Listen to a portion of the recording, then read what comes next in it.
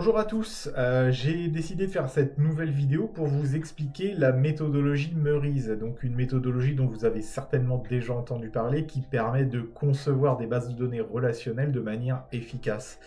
Cette méthodologie donc est composée de trois grandes parties. La partie MCD, modèle conceptuel de données, le MLD, modèle logique de données, et enfin le MPD, modèle physique de données. Cette méthodologie a été conçue par des Français dans les années 70, c'est quand même un peu sympa de mettre l'accent là-dessus. Donc cette méthodologie existe quand même depuis donc, les années 70 et est encore utilisée aujourd'hui, ce qui prouve quand même son efficacité. Alors, pour le cas de cette vidéo, moi j'ai décidé de vous expliquer ça à travers la conception, enfin plutôt la modélisation d'une base de données pour gérer un logiciel qui gère une école. Alors, une école avec des classes, des élèves, des professeurs, etc. etc. Alors, on va commencer tout de suite. Moi j'utilise le logiciel Looping, qui est un logiciel pour modéliser des entités associations, ou autrement appelé des MCD. Vous verrez qu'avec ce logiciel, le MLD et le MPD se font automatiquement. Alors, pour ça, on va commencer par définir des entités. Alors, là, on est dans la strate MCD, hein, donc il y a un langage particulier, on va parler d'entité, on va parler d'association, de cardinalité. Tout ça, ce sont des termes qui n'existent qu'au stade du MCD, de conceptualisation, parce qu'à partir du moment où vous basculez en MLD, là, on va pouvoir parler de tables, de relations, de clés primaires, secondaires, etc. Donc là, je vais commencer par définir mon entité école, puisque je veux pouvoir gérer plusieurs écoles, éventuellement, dans mon système. Alors, vous avez, alors, je suis peut-être allé un petit peu vite, hein, je vais la refaire. Vous avez vu, j'ai cliqué là et j'ai cliqué dans ma surface de travail, ce qui fait qu'il m'a mis automatiquement une entité. Ensuite, cette entité, il va falloir que je lui donne des informations. Donc pour ça, je vais double-cliquer dessus. Et vous voyez que j'ai un champ avec un nom. Bon, c'est le nom que je vais avoir au niveau du MCD. Donc moi ici, je vais dire école. Et vous voyez qu'en dessous, vous avez un nom logique. En fait, c'est la valeur qui sera mise à la place dans le MLD. Alors moi, ici, je le fais volontairement en français dans le MCD et en anglais dans le MLD. Pourquoi? Parce que le MCD, je peux être amené parfois à échanger avec mon client dessus. La plupart de mes clients, moi, sont français, donc je travaille dans la langue du client. Par contre, à contrario, la strate MLD, c'est un élément technique, donc je la fais en anglais, comme ça ma base de données par la suite sera en anglais aussi, donc tout sera cohérent. Donc ici, je vais définir en nom logique school. Ça, c'est le nom de l'entité, et à cette entité, je vais ajouter des attributs. Donc pour ajouter des attributs, je vais tout simplement cliquer ici, et je vais dire une école, elle est composée de plusieurs choses. Alors elle a un nom, donc name. Vous voyez, c'est la même chose, un nom logique aussi pour les attributs. Alors un nom, ça peut être un texte. Alors on a plusieurs choix, on a différents types de textes, on a du numérique, du date, des autres, et on a des propriétés particulières. Moi ici, un nom, forcément ça va être du texte. Alors je vais le laisser en variable, ce qui va être du varchar par la suite. Et il me propose, vous voyez, automatiquement 50 caractères. Bon, à vous de définir quelles sont les longueurs qui vous intéressent. Ici, 50, c'est peut-être un petit peu beaucoup. Je vais mettre 25. Il faut toujours essayer de réfléchir au nombre de caractères que vous aurez dans votre base de données parce que ça permet d'optimiser la place de vos bases de données. Donc je vais laisser en variable de 25 caractères et moi, au niveau des propriétés ici, je vais lui dire que c'est un non nul puisque si je n'ai pas de nom à mon école, ça va être difficile de la gérer. Donc je vais rajouter le nom. Ensuite, je vais lui ajouter de la même manière une adresse. Je lui définis un nom logique, variable de 50 caractères, là ça me paraît correct. Est-ce que je vais cocher non nul ou pas? Moi je ne vais pas le cocher parce que je veux pouvoir définir une école sans forcément lui donner d'adresse. Donc je ne vais pas le mettre. Je vais de la même manière mettre un code postal et en anglais un zip code.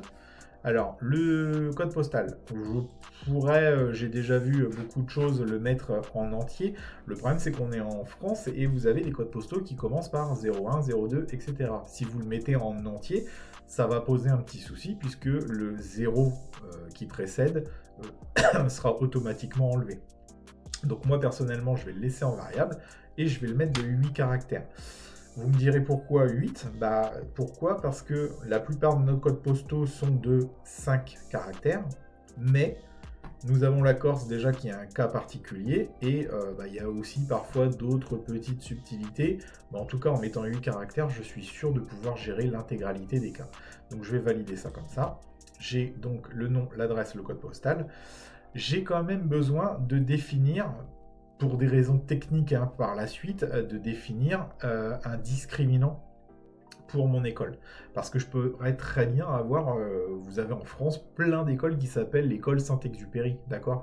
Là, le problème, c'est qu'au niveau de ma base de données, si je laisse tel que, avec seulement un nom, une adresse, un code postal, j'ai d'ailleurs oublié la ville, je le rajouterai après, mais si vous n'avez pas d'autres discriminants, au niveau de la base de données, ça va poser quelques soucis. Donc, on va rajouter un discriminant. Moi, ici, je vais dire un code école, ce qui, dans mon MLD, deviendra tout simplement l'ID School. D'accord? Ça, pour déterminer un ID, moi, dans mon système, et c'est la plupart des cas, c'est comme ça, je vais dire que c'est un entier. Et ici, vous voyez, je vais dire que c'est un identifiant. Automatiquement, c'est non nullable. Et par la force des choses, ça va être auto-incrémenté tout seul. Donc vous voyez ici, il m'a mis une petite clé, ce qui veut bien dire que lui, il le convertira en clé primaire dans le MLD. Mais ici, on parle bien d'un identifiant, ou on peut aussi dire un discriminant. Vous avez la possibilité de remonter cette information. Moi, j'aime bien mettre en général le discriminant tout en haut. D'accord? Donc voilà, j'ai mis un discriminant. Mes 3 champs, comme je l'ai dit tout à l'heure, il me manque la ville. Je vais le rajouter tout de suite. Donc, city. Je vais laisser une longueur variable de 50 et je laisse je ne coche pas non nullable de manière à ne pas le remplir. Je valide et j'ai donc mon entité école qui a été modélisée. Si je bascule, vous voyez ici, j'ai entité association, UML et MLD. Je vais basculer en MLD. Dans cette vidéo-là, je ne parlerai pas de l'onglet UML. Ça fera peut-être le sujet d'une autre vidéo, on verra bien. Ici, si je bascule en MLD, vous voyez que l'entité déjà change de couleur, mais ça c'est juste le logiciel qui a choisi ça. Mais je trouve du coup tous les noms logiques que j'ai mis à la place. Je vais maintenant rajouter une autre entité. On va gérer dans notre école, qu'est-ce qu'on va faire? On va gérer des classes. Donc je vais créer une nouvelle entité. Je vais mettre, des classes. Le nom logique, je vais mettre une classe également. Et je vais lui ajouter des attributs. Donc, un code classe. Vous verrez que j'ai toujours cette logique-là. Le premier champ que je fais, c'est de mettre un identifiant. Donc ça, encore une fois, c'est un entier identifiant. Hop là.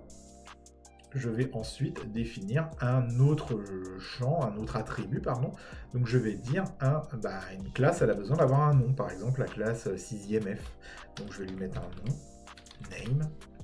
Et là, une variable de 50, à mon avis, c'est quand même beaucoup, donc je vais mettre 10 caractères. Et là, pour le coup, je vais mettre non nullable, parce que c'est comme l'école, si je n'ai pas de nom sur la classe, comment vous voulez la repérer par la suite? Ça va être compliqué. Donc voilà, j'ai créé ma classe. Maintenant, ce qui m'intéresse, c'est d'établir une relation entre nos deux entités, parce que c'est quand même comme ça que va fonctionner notre base de données à terme. Alors, on est dans un MCD. Ici, on va parler d'association. Vous voyez d'ailleurs ici que les associations existent, la petite bulle bleue. Donc, je pourrais très bien utiliser cet outil, placer une association et relier ensuite. Bon, il y a une manière plus simple. Vous pouvez utiliser un lien ici, et vous voyez, je clique sur ma première entité, je clique sur ma deuxième, et vous voyez qu'il me crée une association avec un verbe que je vais mettre moi-même et des cardinalités. Ici le 0n et là le 0n, que bien sûr je vais devoir modifier moi-même, mais par défaut il me les a déjà placés. Donc le but maintenant, c'est dans notre association de mettre un verbe qui va nous permettre de définir l'association de manière claire. Donc là, je vais double-cliquer et je vais mettre, moi je choisis de mettre appartenir, parce qu'une classe appartient à une école, ok? Donc appartenir en anglais, alors je vais quand même vérifier pour pas dire de bêtises, Translate de Google est mon ami,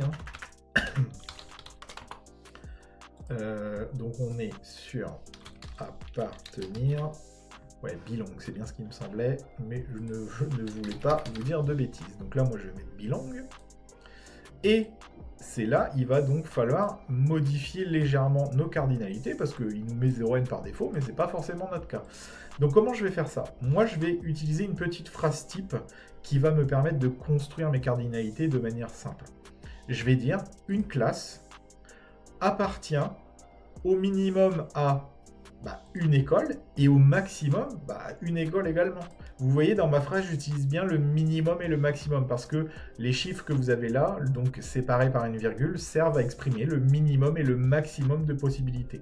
Donc là, une classe appartient au minimum à une école et au maximum à une école. Ensuite, dans l'autre sens, une école peut appartenir, enfin, une classe peut appartenir dans une école, donc je pourrais avoir... Alors, est-ce qu'il pourrait y avoir aucune école aucune classe, pardon. Je pense pas, parce qu'une école sans classe, ça n'a pas lieu d'être. Seulement, moi, j'ai pris le choix de raisonner en termes techniques. C'est-à-dire que quand vous créez une école, forcément, à ce moment-là, vous n'avez pas encore de classe. Donc, il y a bien un moment où c'est 0. Et par contre, à contrario, il peut y avoir une infinité de classes dans une école. Donc, c'est bien 0n. Moi, je choisis de garder 0n ici. On pourrait très bien débattre sur le fait qu'une école...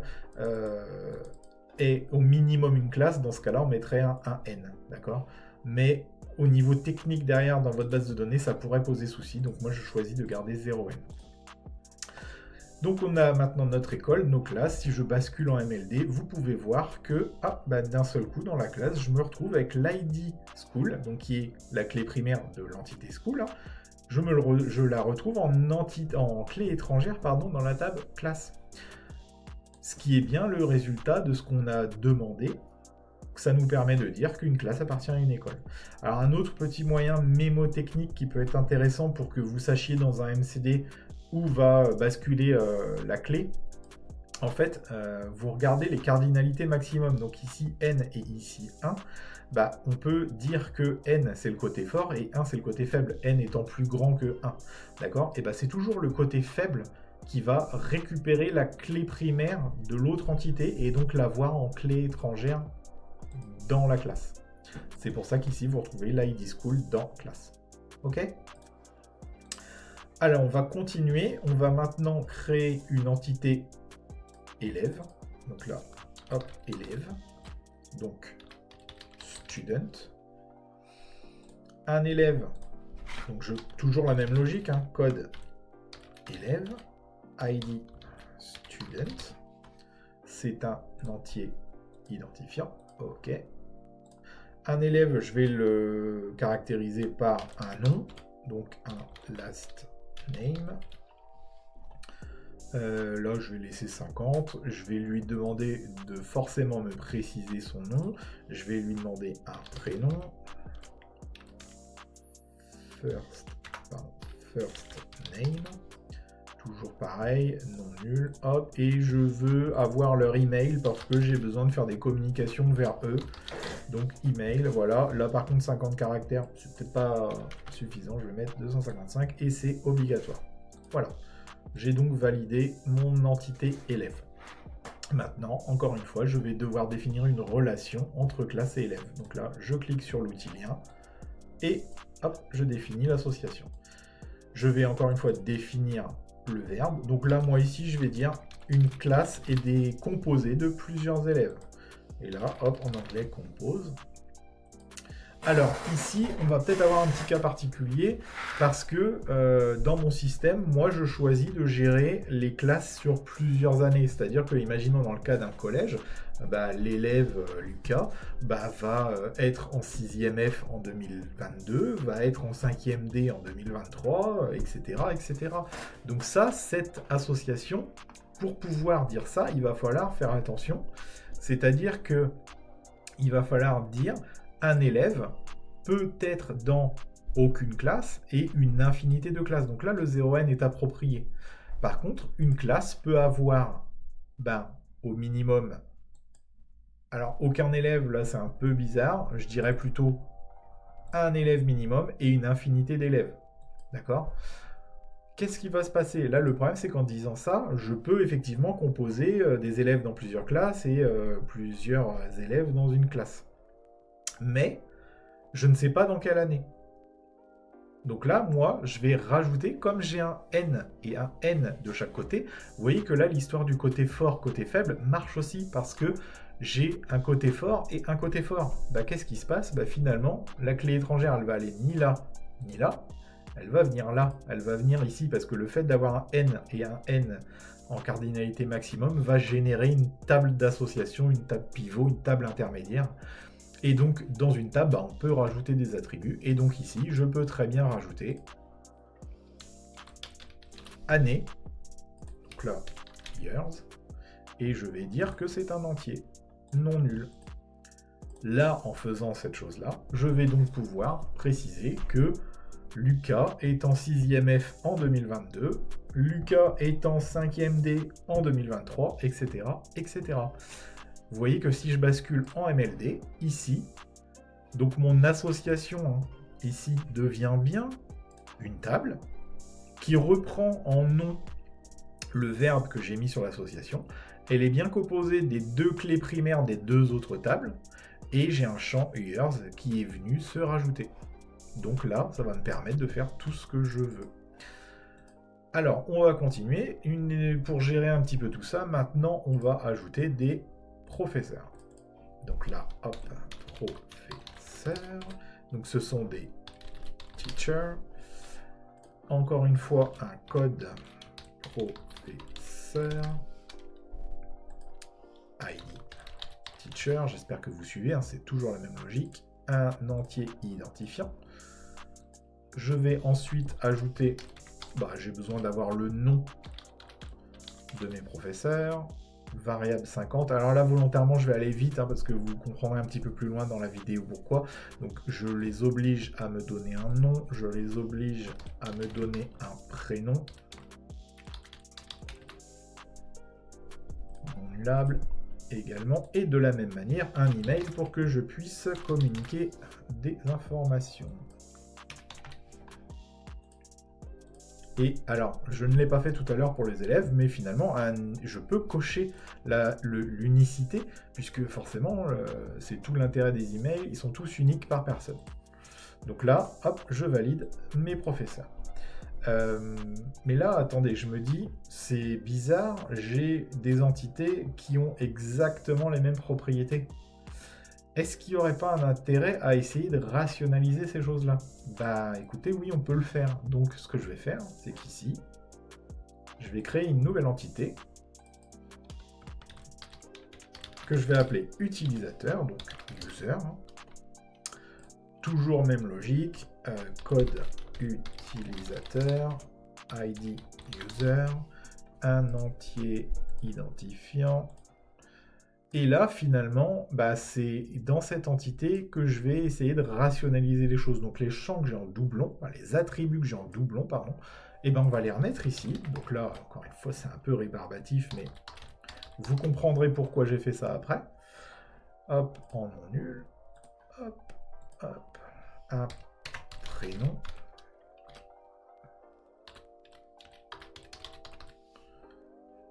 Tac, non nul. Et hop, et un email.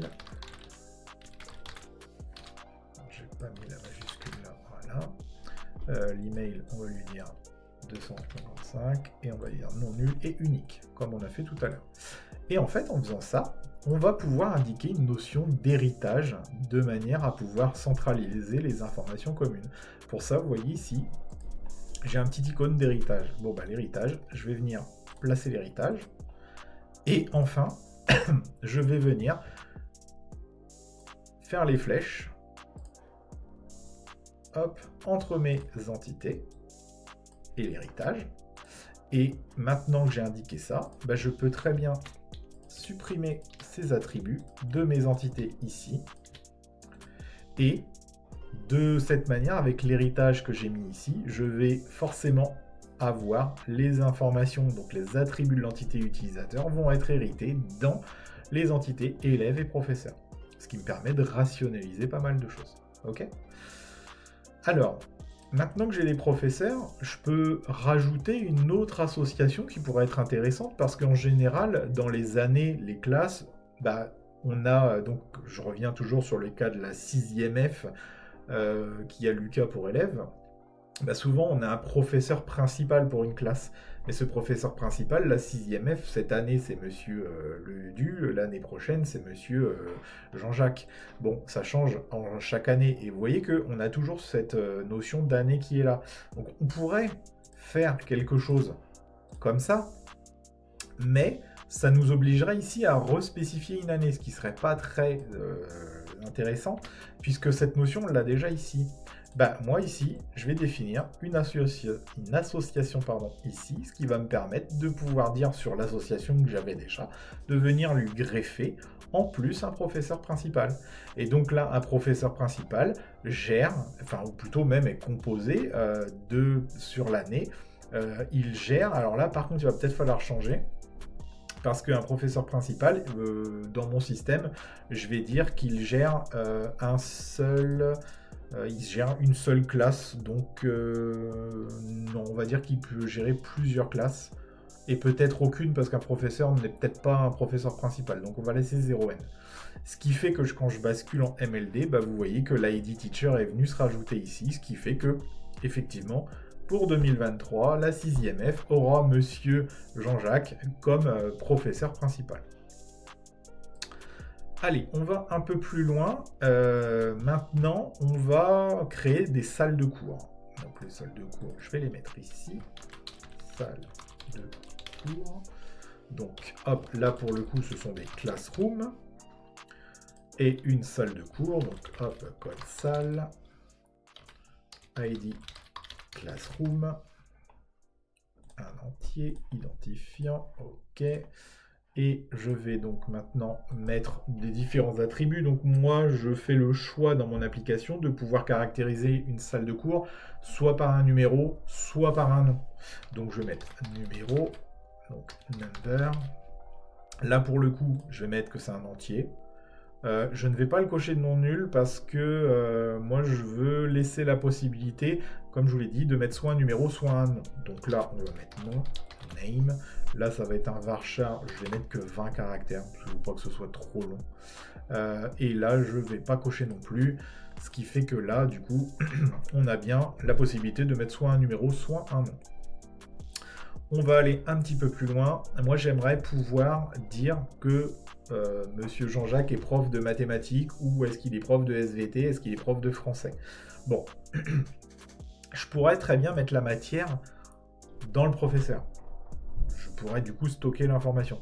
Ceci dit, il faut faire attention parce que je me dis, dans mon application, ok, je vais avoir un prof de maths, mais je vais aussi avoir des heures de cours qui sont dédiées aux mathématiques.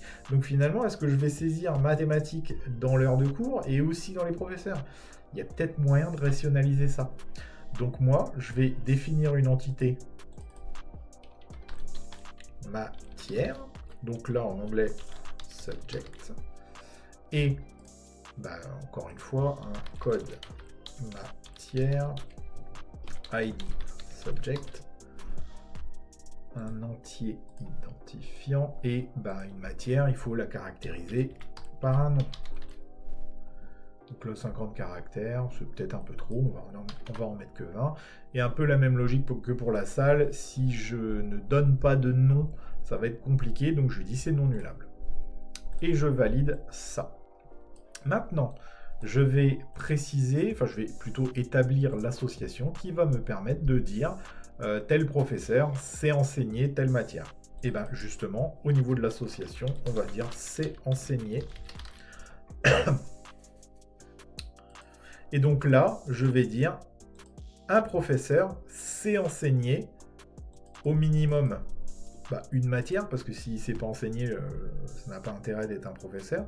Et moi, dans mon cas, je vais choisir qu'un professeur ne sache faire qu'une seule matière. Donc on va le faire comme ça.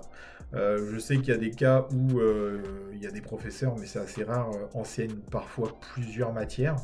Dans ce cas-là, il suffirait de mettre un N, tout simplement à la place du 1-1. Et une matière peut être enseignée par aucun ou plusieurs professeurs. Donc là, je vais choisir de laisser 0N. Ok ? Alors, tout ça, c'est plutôt intéressant. Maintenant, on va essayer de dire bah voilà, de 8h à 9h, il y a une heure de mathématiques avec monsieur Jean-Jacques pour la 6e F. Alors pour faire tout ça, eh ben, il va falloir définir une association qui a beaucoup de critères communs. Donc là, moi je vais faire une association ici. Encore une fois, on va essayer de trouver un verbe qui soit significatif. Donc il y a peut-être un meilleur choix, mais moi je vais mettre enseigner. Teach. Et on va dire, on va dire pour une heure de cours, on va dire qu'il y a forcément un professeur, il y a forcément une classe, il y a forcément également une salle de cours et une matière. Tout ça, c'est un petit peu obligatoire. Alors là, j'ai tracé les traits, j'ai pas réfléchi aux cardinalités, hein, pas du tout, mais c'est peut-être déjà les bonnes. Alors, qu'est-ce qu'on va se dire est-ce qu'une classe va servir à l'enseignement? Elle va servir peut-être pas, elle va servir une infinité de fois. Donc là, dans notre cas, le 0n est bon. Une salle de cours, c'est pareil, il va jamais servir, alors pardon, oui, non, c'était une classe, c'était la 6e F, donc elle va peut-être avoir aucun cours ou une infinité de cours. Donc c'est bon quand même. Pour la salle de cours, c'est la même chose. Les matières, finalement, c'est pareil. Et les professeurs, donc nos cardinalités étaient bonnes partout. On laisse bien 0n à chaque fois.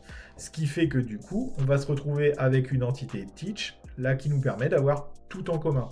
Il nous manque, ceci dit, quand même une information. Parce que là, dans teach, je sais de quelle classe il s'agit, de quelle salle de cours, sur quelle matière et par quel professeur. Mais je ne sais pas quand. D'accord ? Donc, comme c'est une association, vous voyez, en NN de tout le temps, ça nous fait bien une table intermédiaire, ce qui fait que je vais pouvoir rajouter des attributs supplémentaires. Donc là, moi, ici, je vais mettre heure de début. Alors, je respecte peut-être un peu plus ma nomenclature, parce que vous avez peut-être remarqué, mais depuis le début, je nomme mes champs comme ça. Donc là, je vais mettre start date time. Et là, je vais préciser que c'est une date et une heure. Comme ça, je vais pouvoir dire que toute cette composition-là, le cours d'anglais avec monsieur machin, etc., c'est de 8h à 9h le 27 février. D'accord ? Donc là, ça, c'est non nul. Et de la même manière, je vais mettre une heure de fin, end date time. Pareil, c'est une date et une heure en non nul. Ok. Voilà. Ça, vraiment, ça me permet de préciser pas mal de choses. Donc là, on a déjà quand même un MCD qui va nous permettre de gérer l'école, les classes, les élèves, les professeurs, tout l'essentiel de la gestion d'une école. On a le principal. Maintenant, on va essayer encore d'aller un cran plus loin. On va préciser quelques petites choses. Il y a des notions qu'on utilise assez rarement. Je vais essayer de vous les expliquer au mieux dans ce schéma. Alors, on va parler des relations, des contraintes de composition, d'intégration, de choses comme ça. Là, moi, je vais vouloir dire que monsieur le professeur Jean-Jacques, pour pouvoir enseigner telle heure de cours, il doit savoir enseigner telle matière. Pour indiquer ça, il va falloir que j'ajoute une contrainte. Donc pour ça, je vais ici mettre une contrainte. Donc là, moi, ça va être une contrainte d'inclusion. Et je vais... Hop. Alors, attendez, non, je l'ai mal fait, pardon, excusez-moi. Voilà, je quitte, je recrée le lien. Je vais donc cliquer là, ici. Et de la même manière, là. Alors, au niveau du MCD, du MLD, ça ne va rien changer. Hein. Mais par contre, pour un développeur, ça va apporter une information supplémentaire. Comme quoi, pour l'enseignement, il faut que le professeur sache enseigner. Là, j'ai ajouté l'inclusion. D'accord ? On peut également, alors là c'est pareil, c'est du bonus, hein, c'est des choses qu'on utilise très rarement. Ici vous voyez, on a des règles. Bon, je peux très bien positionner une règle. Alors ça n'a pas tellement de valeur au niveau de la base de données, hein, mais ici vous pouvez très bien définir une règle en disant par exemple pas plus de 20 heures de cours par semaine pour un élève, d'accord ? Et donc cette règle, vous pouvez, hop, la lier à une entité. Voilà. Bon, c'est des petits bonus qu'on n'utilise pas souvent, hein, on va être honnête, mais bon, ça a le mérite d'exister, alors pourquoi pas. Donc, je pense avoir été assez... voilà, vous avoir expliqué pas mal de termes, pas mal de choses. J'espère que cet exemple vous servira pour la conception de vos futurs MCD. Vous pouvez voir, donc on revient rapidement sur le MLD, donc tous ces composés ici. Hein. Vous avez la possibilité ici dans ce logiciel d'avoir le MLD en textuel, qui fait que vous aurez tout ça ici. Et vous avez également le script SQL qui est l'équivalent de votre MPD. Donc vous voyez que si bon, aujourd'hui avec les ORM, il est très rare qu'on utilise des scripts directement pour créer notre base de données. Ceci dit, voilà, l'application Looping l'aurait fait pour vous. Vous pouvez le réutiliser si vous le souhaitez, mais ça a le mérite d'être là. Voilà. Bah écoutez, je vous souhaite bon courage pour la conception de toutes vos futures bases de données et on se retrouve bientôt pour d'autres vidéos.